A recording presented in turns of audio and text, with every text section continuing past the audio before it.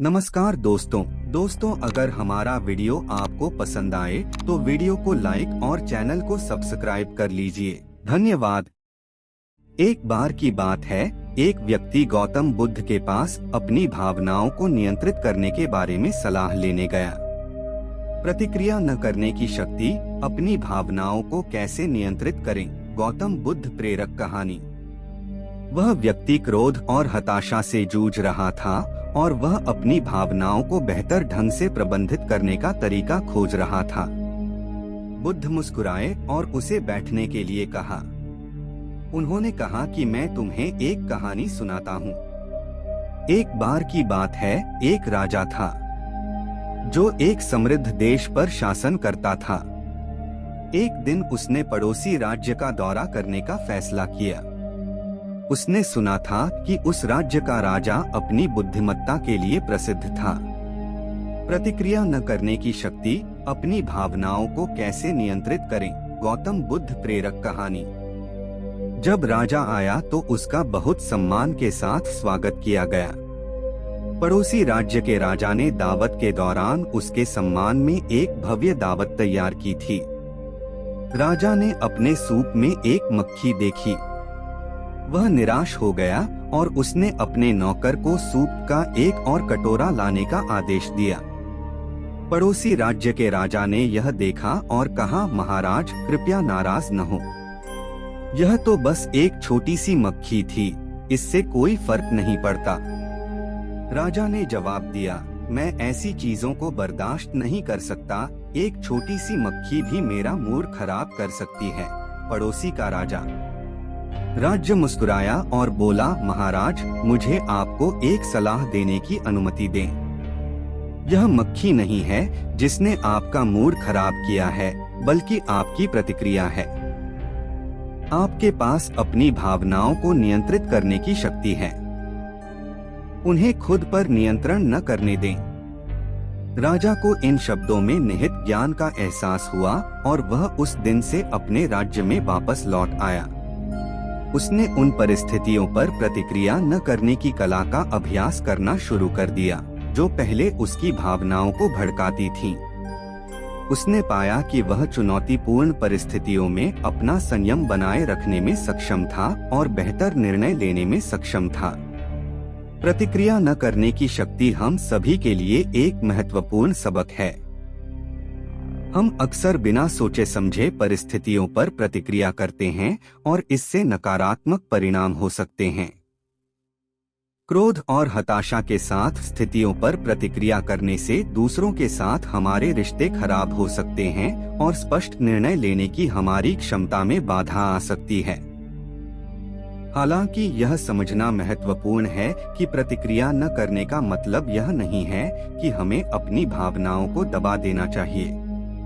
प्रतिक्रिया न करने की शक्ति, अपनी भावनाओं को कैसे नियंत्रित करें। गौतम बुद्ध प्रेरक कहानी। भावनाएं हमारे मानवीय अनुभव का एक स्वाभाविक हिस्सा हैं और आवेगपूर्ण तरीके से प्रतिक्रिया करने के बजाय उन्हें स्वीकार करना महत्वपूर्ण है।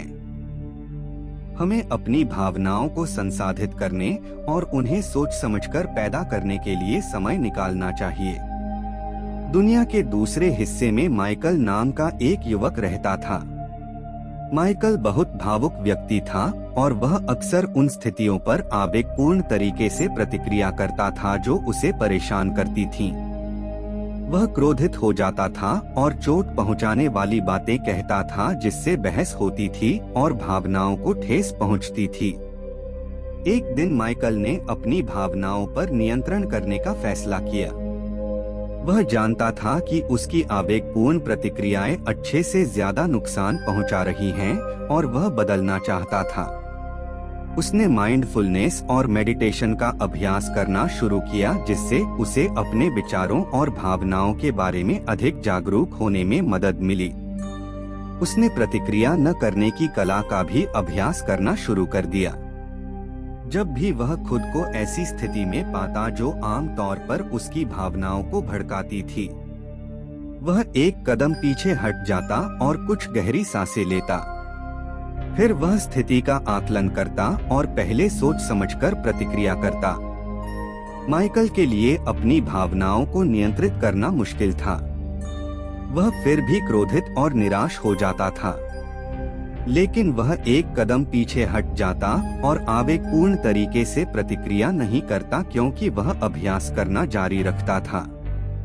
उसने पाया कि इसे नियंत्रित करना आसान हो गया है। उसकी भावनाएं माइकल ने यह भी देखा कि दूसरों के साथ उसके रिश्ते बेहतर हो गए हैं। वह अब बहस में नहीं पड़ रहा था और लोगों की भावनाओं को ठेस नहीं पहुंचा रहा था। वह शांति से और सोच समझकर संवाद करने में सक्षम था, जिससे उसे मजबूत रिश्ते बनाने में मदद मिली। एक दिन माइकल का दोस्त सलाह के लिए उसके पास आया। उसका दोस्त मुश्किल दौर से गुजर रहा था। प्रतिक्रिया न करने की शक्ति, अपनी भावनाओं को कैसे नियंत्रित करें। गौतम बुद्ध प्रेरक कहानी। वह बहुत परेशान महसूस कर रहा था। माइकल ने अपने दोस्त की समस्याओं को सुना और उसे सांत्वना और समर्थन के शब्द दिए। उसके दोस्त ने उसे धन्यवाद दिया और कहा, तुम हमेशा जानते हो कि क्या कहना है, तुम कभी गुस्सा या परेशान नहीं होते। माइकल मुस्कुराया और जवाब दिया, ऐसा नहीं है कि मैं कभी गुस्सा या परेशान नहीं होता।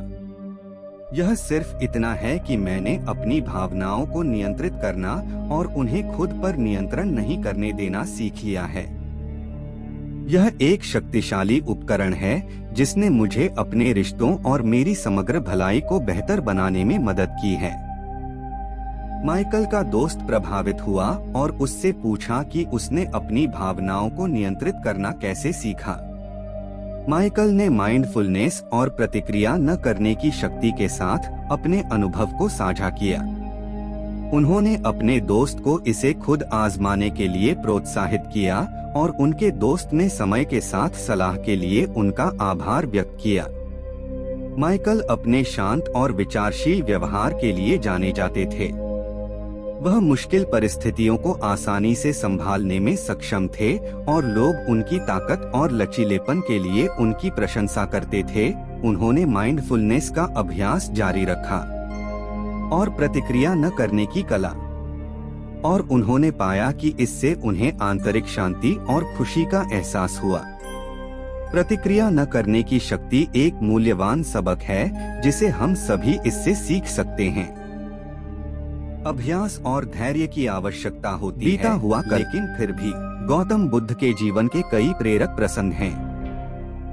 बुद्ध के जीवन का यह छोटा सा प्रसंग हमारे जीवन में एक नया परिवर्तन ला सकता है। छोटी सी कहानी है, अंत तक जरूर पढ़ें और दोस्तों के साथ सुने जरूर करें। मनुष्य का सबसे बड़ा शत्रु है क्रोध, इसलिए मनुष्य को अपने क्रोध पर नियंत्रण रखना चाहिए। गौतम बुद्ध की कहानी। बीता हुआ कल। एक समय बुद्ध भगवान किसी गांव में उपदेश दे रहे थे कि हर किसी को धरती माता की तरह सहनशील तथा क्षमाशील होना चाहिए। क्रोध ऐसी आग है जिसमें क्रोध करने वाला दूसरों को जलाता ही है तथा खुद भी जलता है। सभा में सभी शांति से बुद्ध की बातें सुन रहे थे। वहीं स्वभाव से अतिक्रोधी एक ऐसा व्यक्ति भी बैठा हुआ था जिसे ये सारी बातें बेतुकी लग रही थी। वह कुछ देर ये सब सुनता रहा, फिर अचानक ही आग बबूला होकर बोलने लगा, तुम पाखंडी हो। बड़ी बड़ी बातें करना यही तुम्हारा काम है। तुम लोगों को भ्रमित कर रहे हो। तुम्हारी ये बातें आज के समय में कोई मायने नहीं रखती हैं। ऐसे कई कटु वचन सुनकर भी बुद्ध शांत रहे। उसकी बातों से ना तो वह दुखी हुए, ना ही कोई प्रतिक्रिया की। यह देखकर वह व्यक्ति और भी क्रोधित हो गया और उसने बुद्ध के मुंह पर थूककर वहां से चला गया। अगले दिन जब उस व्यक्ति का क्रोध शांत हुआ तो वह अपने बुरे व्यवहार के कारण पछतावे करने लगा और वह बुद्ध भगवान को ढूंढते हुए उनके स्थान पर पहुंचा, लेकिन बुद्ध नहीं मिले। वह अपने शिष्यों के साथ अन्य गांव के लिए निकल चुके थे। व्यक्ति ने बुद्ध के बारे में कई लोगों से पूछा और ढूंढते ढूंढते वहीं पहुंच गया जहां बुद्ध प्रवचन दे रहे थे। उन्हें देखते ही वह उनके चरणों में गिर पड़ा और बोला, मुझे क्षमा कीजिए प्रभु। बुद्ध ने पूछा, कौन हो भाई? तुम्हें क्या हुआ है? क्यों क्षमा मांग रहे हो? उसने कहा, क्या आपने मुझे नहीं पहचाना? मैं वही हूँ जिसने कल आपके साथ बहुत बुरा व्यवहार किया था। मैं अपने कृत्य पर शर्मिंदा हूँ। मैं मेरे दुष्ट आचरण की क्षमा याचना करने आपके पास आया हूँ। भगवान बुद्ध ने प्रेम पूर्वक कहा, बीता हुआ कल तो मैं वहीं छोड़कर आ गया हूँ और तुम अभी भी वहीं अटके हुए हो। तुम्हें अपनी गलती का आभास हो गया, तुमने पश्चाताप कर लिया, तुम निर्मल हो चुके हो, अब तुम आज में प्रवेश करो। पुरानी बातें तथा बुरी घटनाएं याद करते रहने से वर्तमान और भविष्य दोनों बिगड़ते जाते हैं। बीते हुए कल के कारण आज को मत बिगाड़ो। यह सुन उस व्यक्ति का सारा बोझ उतर गया। उसने भगवान बुद्ध के चरणों में पड़कर क्रोध त्याग दिया तथा क्षमाशीलता का संकल्प लिया। बुद्ध ने उसके सिर पर हाथ रखकर आशीर्वाद दिया। उस दिन से उसमें बहुत से परिवर्तन आ गए और उसके जीवन में सत्य, प्रेम व करुणा की धारा बहने लगी और अपने क्रोध पर नियंत्रण पा लिया। गौतम बुद्ध का क्रोध और गुस्से की कहानी गुस्सा करने वाले जरूर पढ़ें। गौतम बुद्ध का क्रोध, अनुमान लगाइए कैसा रहता होगा। उन्हें अपने गुस्से पर 100% नियंत्रण था, लेकिन जब उनके मुंह पर एक व्यक्ति ने थूक दिया था तब क्या वो अपना क्रोध रोक पाए थे या नहीं, यह जानने के लिए पूरी कहानी जरूर पढ़ें। दोस्तों, गौतम बुद्ध ने तो कभी अपने जीवन में क्रोध किया ही नहीं, परंतु क्या आप क्रोध करते हैं? क्या आपके आसपास के लोग, आपके परिवार का कोई भी सदस्य, आपका भाई, आपकी माँ, आपके पिता, बेटा, बेटी क्रोध करते हैं? अगर गुस्सा करते हैं तो इस कहानी के माध्यम से आपको इसका समाधान जरूर मिल जाएगा और क्रोध करना आप छोड़ देंगे। गौतम बुद्ध का गांव में क्रोध पर उपदेश और क्रोधित व्यक्ति का गुस्सा। एक बार की बात है, महात्मा गौतम बुद्ध एक गांव में उपदेश दे रहे थे। उस उपदेश में गौतम बुद्ध बता रहे थे कि क्रोध एक अग्नि है, क्रोध एक ज्वाला है, क्रोध विष है, क्रोध जहर है, क्रोध एक ऐसी अवस्था है जिस अवस्था में आप अपना आपा खो बैठते हैं। क्रोध करते वक्त क्रोधित व्यक्ति सामने वाले का नुकसान करना चाहता है। लेकिन दोस्तों, यह कैसे संभव हो सकता है कि क्रोध आप करें और उस क्रोध के वजह से किसी दूसरे का नुकसान हो? यह तो कदापि नहीं हो सकता। हाँ, यह जरूर होगा कि उस क्रोध के वजह से आप जरूर परेशान होंगे, आपकी मानसिक स्थिति जरूर बिगड़ेगी, आपकी शारीरिक अवस्था जरूर खराब हो सकती है। गुस्से में आप कुछ ऐसा बोल या कर जाएंगे जिसके वजह से आपकी इज्जत भी खराब हो जाएगी। क्रोध मानो इस तरह है कि आप खुद जहर पीना चाहते हैं और उस जहर का असर किसी दूसरे के शरीर में देखना चाहते हैं। लेकिन यह कैसे हो सकता है? जब आप क्रोध रूपी जहर को खुद ही पी रहे हैं तो उसका असर तो आपके ऊपर ही होगा ना। जब महात्मा गौतम बुद्ध जी यह उपदेश दे रहे थे, उस दौरान उपदेश देते वक्त गांव के लोगों की एकत्र हुई भीड़ में एक क्रोधी व्यक्ति बैठा हुआ था। वह क्रोधी व्यक्ति इस बात को सुनकर गुस्सा और भी क्रोधित हो रहा था, क्योंकि कहीं न कहीं वह अपने आप की बेइज्जती महसूस कर रहा था कि वह मेरा बेइज्जती कर रहे हैं। महात्मा गौतम बुद्ध जी की क्रोध की इस उपदेश को सुनते सुनते क्रोधित व्यक्ति इतना ज्यादा गुस्सा हो गया कि वह उस भीड़ से उठा और महात्मा गौतम बुद्ध जी के मुंह पर जाकर थूक दिया। गांव के लोग और शिष्यगण इस हरकत से भड़क उठे। उनका क्रोध इतना ज्यादा था कि वे लोग उस क्रोधित व्यक्ति को मारने पर उतर आए, लेकिन महात्मा गौतम बुद्ध जी ने लोगों को शांत कराया। उन्होंने बड़े ही शांत स्वर में उस क्रोधित व्यक्ति से पूछा, भाई क्या तुम और भी कुछ कहना और करना चाहते हो मेरे साथ? वह क्रोधित व्यक्ति बिना कुछ बोले वहां से चला गया। गांव के सारे लोग और शिष्यों ने पूछा कि हे भगवान, वह बुद्धिहीन आपके मुंह पर थूक कर चला गया और आप क्रोधित नहीं हुए, आपको गुस्सा नहीं आया, भला यह कैसे हो सकता है? महात्मा गौतम बुद्ध ने क्रोध का पाठ पढ़ाया। महात्मा गौतम बुद्ध जी ने कहा, क्रोध अग्नि और ज्वालामुखी की तरह होता है, इसके चपेट में आने से केवल अनर्थ ही होगा। उसने अनर्थ अर्थात गलत कार्य किया, अगर उसी की तरह मैं भी क्रोधित हो जाऊं तो मैं भी अनर्थ अर्थात गलत कार्य कर देता। वह व्यक्ति हो सकता है किसी परेशानी में रहा हो, किसी बात को लेकर परेशान रहा हो, जिसके वजह से वह यह गलत कार्य कर किया हो। गांव के सारे लोग महात्मा गौतम बुद्ध जी के बात को भली भांति समझ गए और अपने गुस्सा को शांत कर लिए। क्रोधित व्यक्ति और गौतम बुद्ध का दूसरे दिन हुआ आमना सामना माफी। फिर अगले दिन महात्मा गौतम बुद्ध जी दूसरे गांव में अपने उपदेश दे रहे थे। उसी दौरान वह गुस्सैल व्यक्ति महात्मा गौतम बुद्ध जी के चरणों में गिरकर रोने लगा और कहा कि महात्मा अभी मेरा गुस्सा शांत हो गया है। मैंने कल जो अनर्थ कार्य किया था उसके वजह से मैं बहुत पछता रहा हूँ। मेरे जीवन में पहली बार सा हुआ है कि मैं किसी पर गुस्साया और वह व्यक्ति कुछ नहीं बोला तथा नाराज भी नहीं हुआ, जबकि जो हरकत मैंने किया उस हरकत पर तो कोई भी मुझे मारने के लिए दौड़ता। कल रात से मुझे नींद नहीं आई है। सुबह से मैं आपको खोज रहा हूँ। खोजते खोजते आपके चरणों में आकर गिर पड़ा हूँ। मुझे माफ कर दीजिए। महात्मा गौतम बुद्ध जी ने कहा, कोई बात नहीं, मैं उस बात को कब का भूल चुका हूँ। मैं तो उस वक्त भी उस बात को गौर नहीं किया था जब तुमने मेरे मुंह पर थूका था। फिर उस व्यक्ति ने कहा कि आप महान हैं। इतना सारा हो जाने के बावजूद भी आप मुझसे नम्र स्वभाव से बात कर रहे हैं। मेरा दोष देने के बजाय मेरे दोष का बचाव कर रहे हैं। इस नासमझी क्रोध के वजह से हुए पाप के लिए मैं क्षमा चाहता हूँ। गौतम बुद्ध जी ने कहा, तुम्हारा पश्चाताप तुम्हें तुम्हारे क्रोध के अग्नि से मुक्ति दिला दिया है। जाओ सुखी रहो।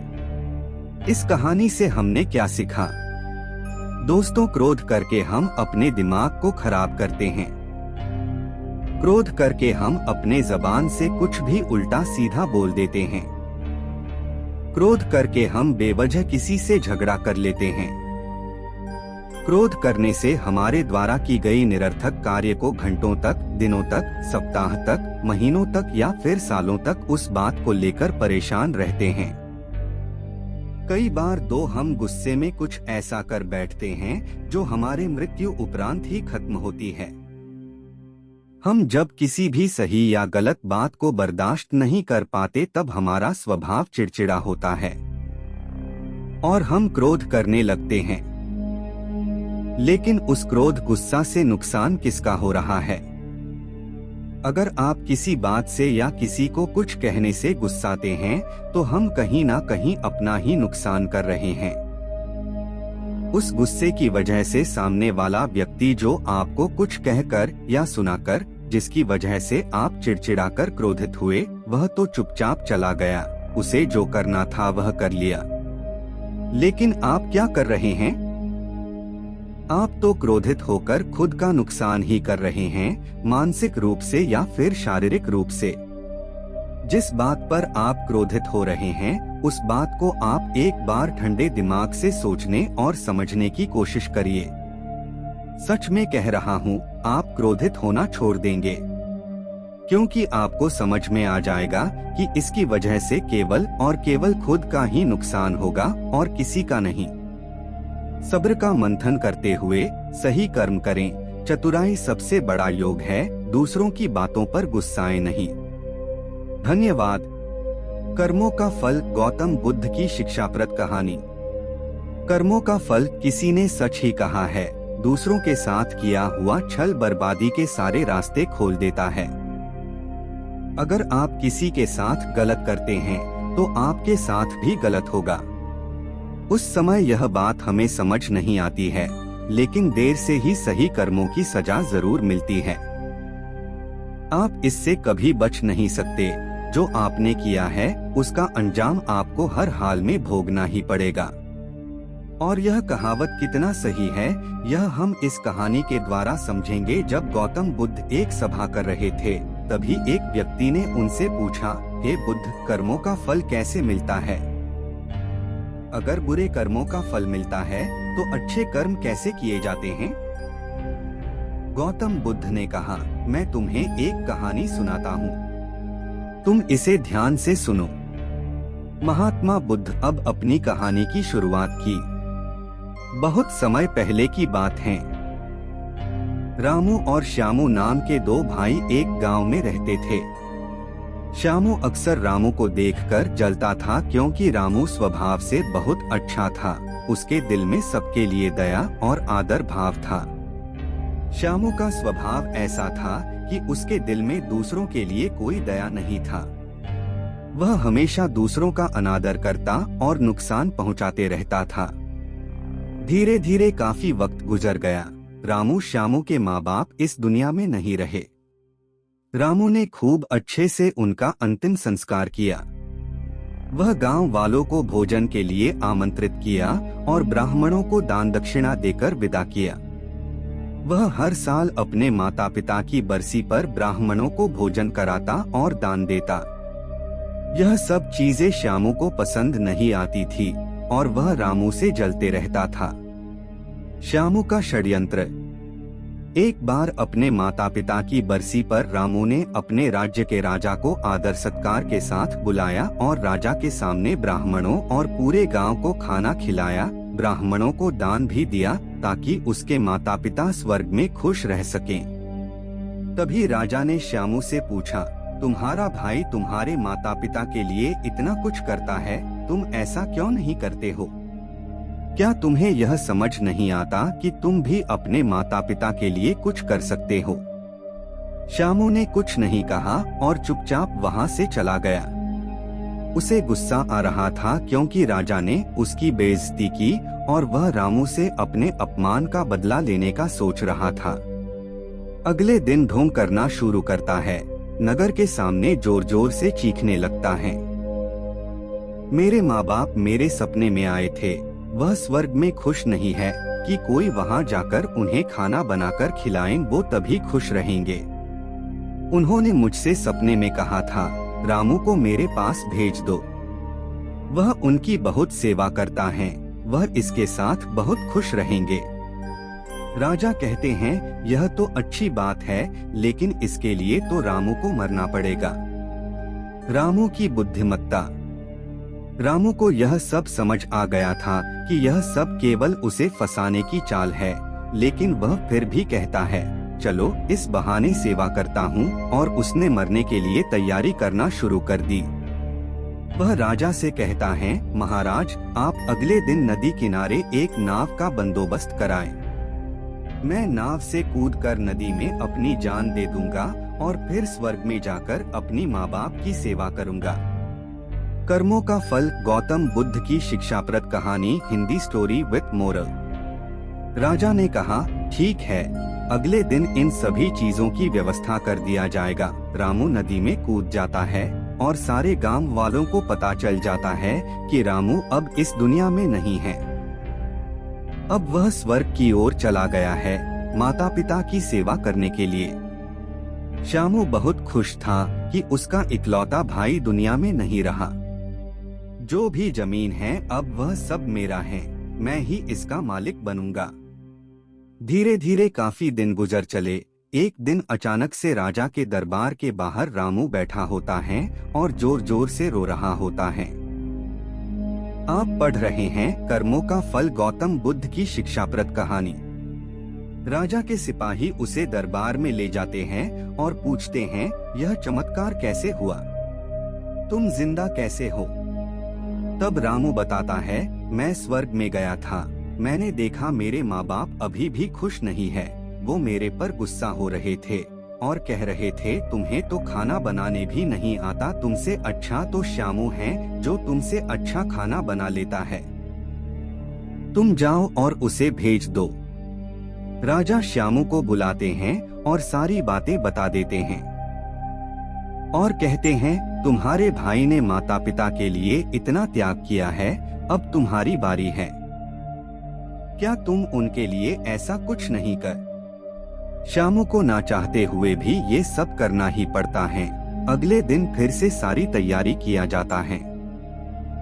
श्यामू घर आकर सोचता है, मैं वहाँ जाऊंगा ही नहीं, अगले दिन शहर छोड़कर कहीं चला जाऊंगा। फिर रामू ने राजा को सारा सच बताया। वास्तव में वह जिंदा कैसे बचा? उसने पहले ही मछुआरे से बात कर ली थी, जिससे उसकी जान बची और वह 1 महीने तक नगर से दूर रहा था। फिर सही समय पर राज्य में लौट आया।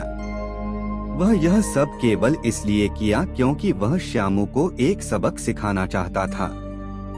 सफलता का शक्तिशाली मंत्र है।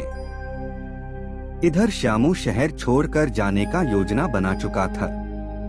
अपने योजना के अनुसार वह रात के अंधेरे में ही घर छोड़कर भाग जाता है।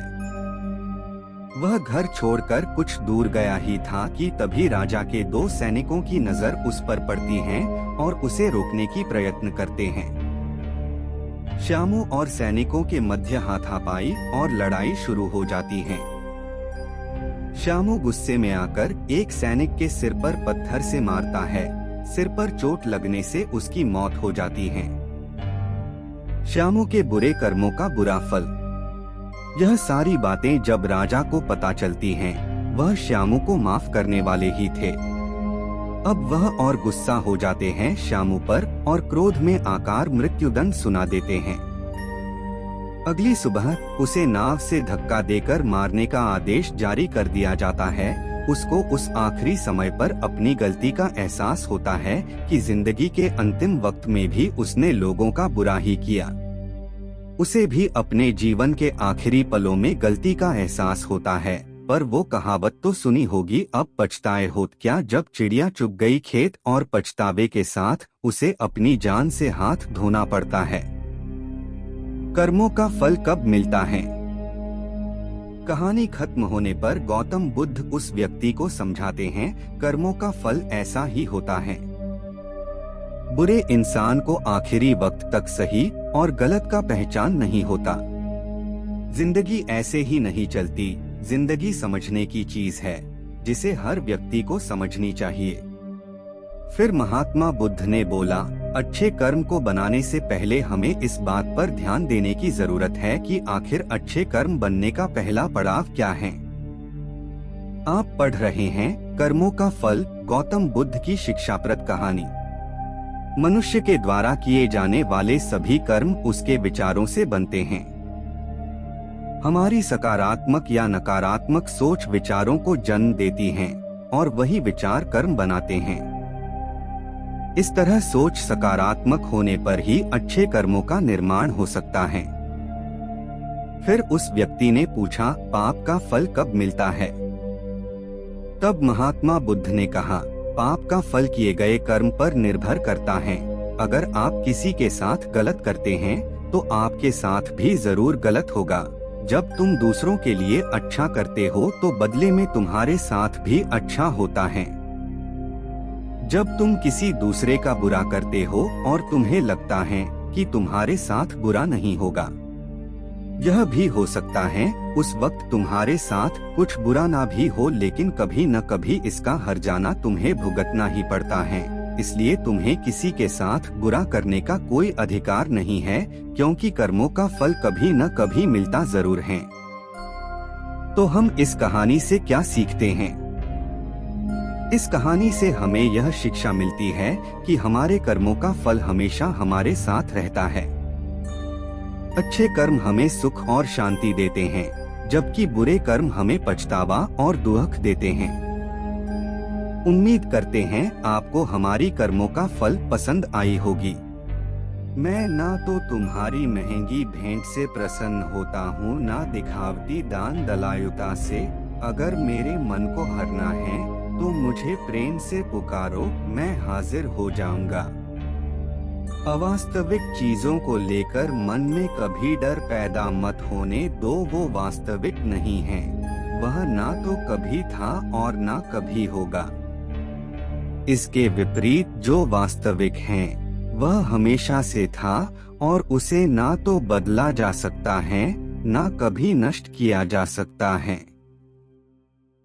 जो मनुष्य किसी अच्छे काम में लगा हुआ होता है, आने वाले समय में उसका अंत कभी बुरा नहीं होता है। मनुष्य अपनी 3 प्रमुख कृतियों द्वारा नरक के द्वारा पर पहुंचता है। वे तीनों कृतियां काम, क्रोध और लोभ हैं। मनुष्य का समस्त निर्माण उसके विश्वास के फलस्वरूप होता है। जैसा वह सोचता है, उसी के अनुरूप वह बनता है।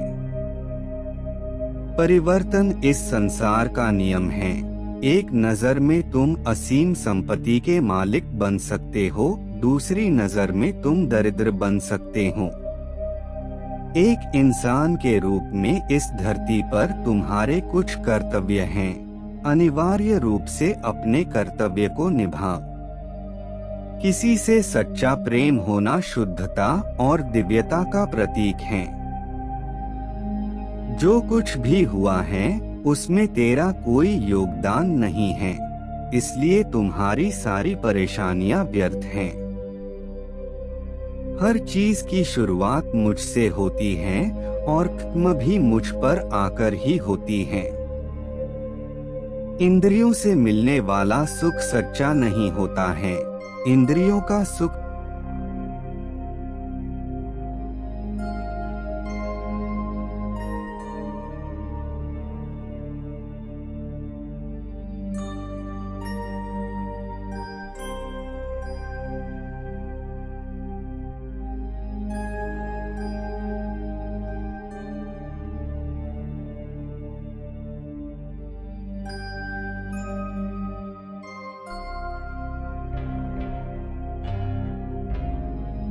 अगर एक बार तुमने मुझ पर विश्वास कर लिया, तो तुम्हें जीवन में कभी निराश होना नहीं पड़ेगा।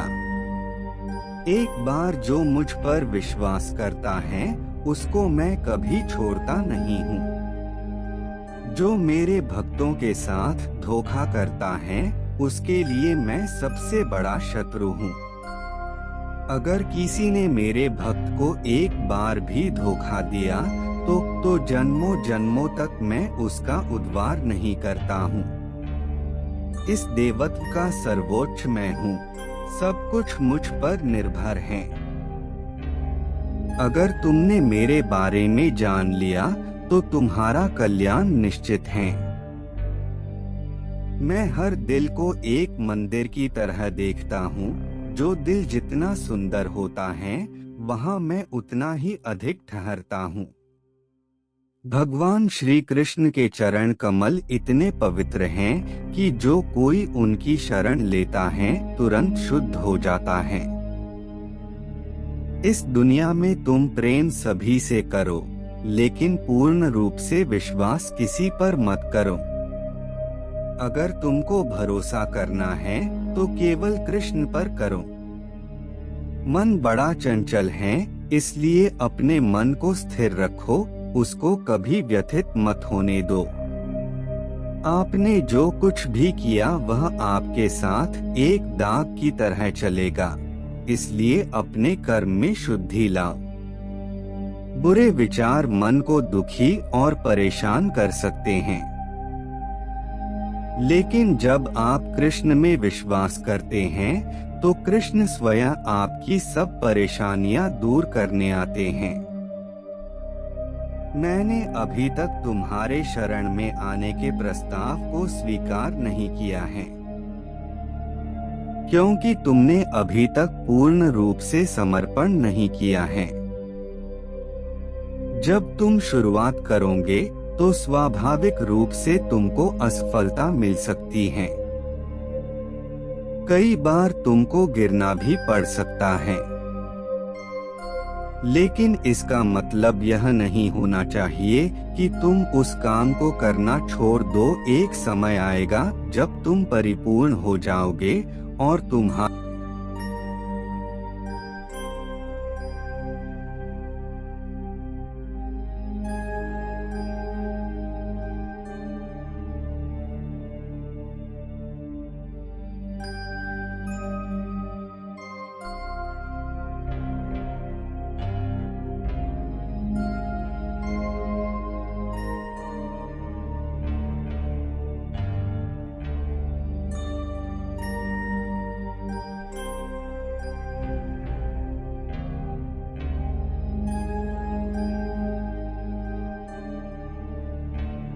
कड़े संघर्ष के बाद प्राप्त होने वाला सुख जिसने आपके दुखों का अंत किया है।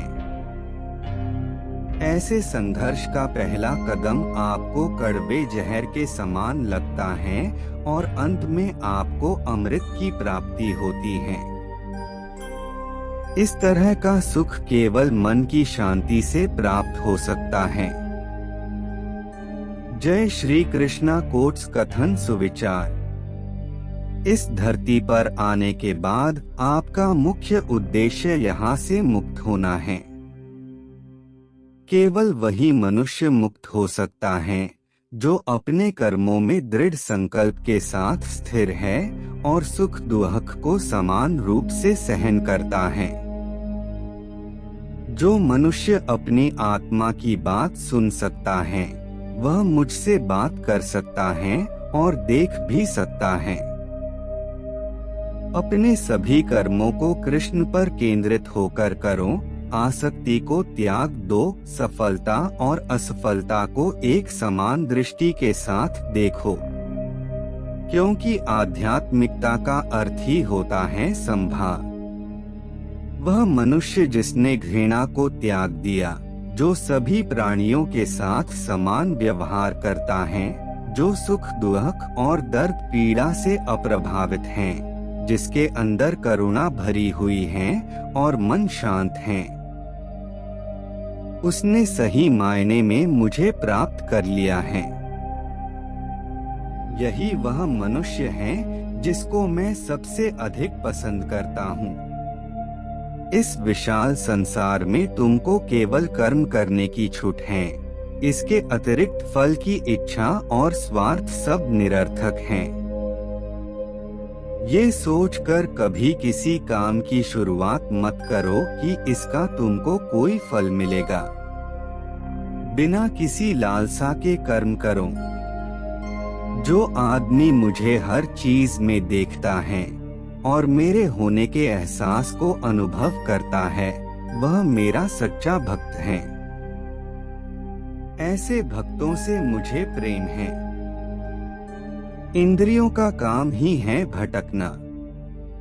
जब कोई मनुष्य अपना मन उनके पीछे छोड़ देता है तो समझ लीजिए कि उसने छेद वाली नाव में सवारी शुरू कर दी है, जिसका डूबना तय है। ऐसा कोई नहीं।